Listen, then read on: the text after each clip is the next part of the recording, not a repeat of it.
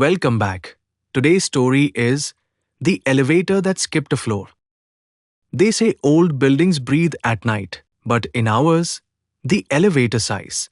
And sometimes, when it sighs too long, it stops on a floor that doesn't exist. I moved into an old high rise called Shiv Residency, a leftover from the 1970s. 12 floors, iron doors, constant humming. I rented flat 803, good light, cheap rent, close to the metro. The only warning from the security guard was simple. If you're ever alone in the lift, don't press 10. I laughed.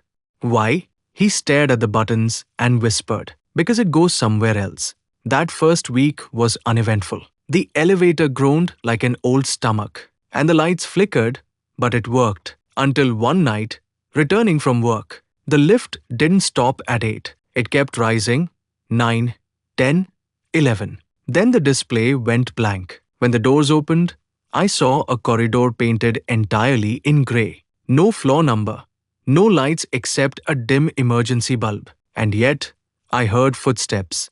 Soft, dragging, circling behind me. I hit G. The doors took forever to close. As they slid shut, a hand appeared in the gap. Pale, trembling, child-sized. Then it withdrew. I ran straight to the security desk. The guard's eyes widened. You went to the wrong floor. I pressed 8. I said. He shook his head. You can't press it. It chooses. The next morning, everything seemed normal until I saw muddy footprints inside the elevator. Small ones, leading to the corner where the mirror was cracked. At work, I couldn't focus. I asked around, and someone mentioned that years ago, the building had 12 floors, not 11. The 10th had been sealed after an accident.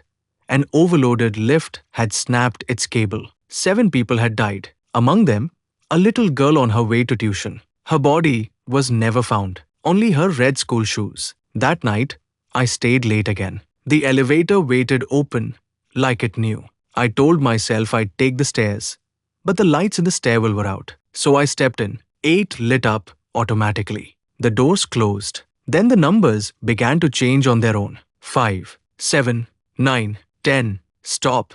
The doors opened to the same grey corridor. This time, I heard humming. A child's tune. Soft, off-key. I whispered, Who's there? The humming stopped. Then a voice, right behind my ear. Can you help me find my shoes? I froze. In the mirror, my reflection wasn't alone. A small girl stood beside me, barefoot, dripping something dark. Her eyes were hollow, her mouth moving without sound. She reached for the control panel and pressed the blank space beneath 10. The elevator shuddered. The lights dimmed. Then we began to fall.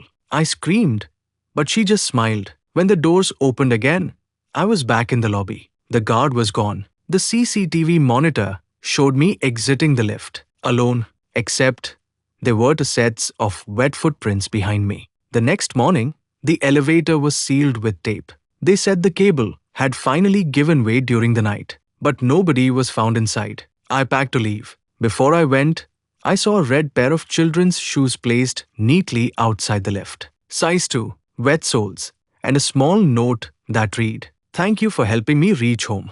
Every building forgets something. Ours forgot to close 1 floor, and now it waits for anyone who dares press 10.